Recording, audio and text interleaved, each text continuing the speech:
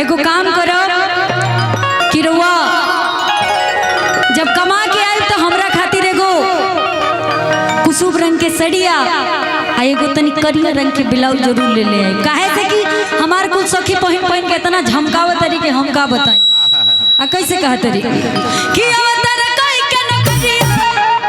अरे अवतार कोई के नौकरिया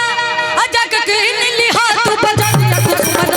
दिया राजा जी ब्लाउज करिया राजा दिया राजा जी ब्लाउज करिया राजा अवतार कोई के नौकरिया अवतार कोई के नौकरिया जा के नीली हाथ बजा दिया कुसुम दिया राजा जी ब्लाउज करिया राजा कुसुम दिया राजा जी ब्लाउज करिया राजा जी।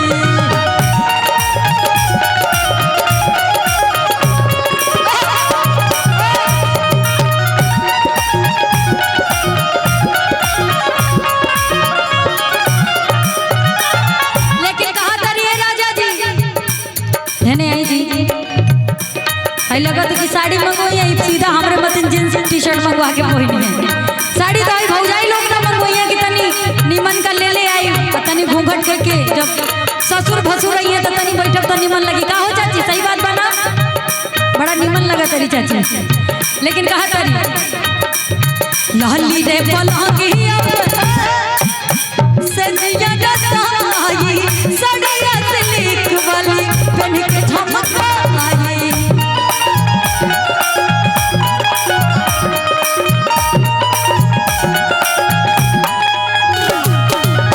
लाली रे पलंगिया पे सजिया रसाई सड़िया से लिख वाली पहन के झमकाई सड़िया से लिख वाली पहन के झमकाई सड़िया से लिख वाली। लेकिन एगो भाव वहीं से जो सज के सवारी के तू चल बुत के हुवन के हुके मन पगला जाई हो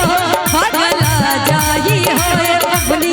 आधी बनिया जाई। रुकेगा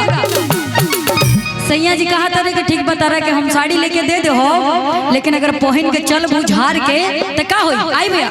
कि ऐसे जो सजी के सवारी के तू चल बुत के हुवन के हुके मन पगला जाई हो पगला जाई हो दुनिया आधी बनिया जाई आ जाई हो आधी बनिया जाई आ जाई हो ऐसे जो सजी के सवारी के तू चल बुत के हुवन के हुके मन पगला जाई हो पगला जाई हो आधी बनिया जाई आ जाई बबली आधी बनिया जाई अरे अल्लाह अल्लाह अल्लाह अल्लाह तारीफ तेरी अल्लाह अल्लाह अल्लाह अल्लाह अल्लाह अल्लाह तारीफ तेरी अल्लाह क्या सूरत तूने बनाई है राह सारी खुदाई क्या सूरत तूने बनाई है राह सारी खुदाई है राह हम भी देख के तेरी कारीगरी अल्लाह अल्लाह अल्लाह अल्लाह तारीफ तेरी अल्लाह अल्लाह कुसुम रंग सड़िया राजा जी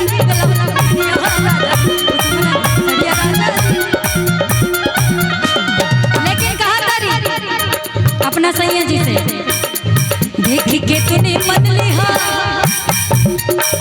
देख के तूने मन लिहा भले लगे दाम हो फोटो पहले भेजिया अभी आदम बोली राम हो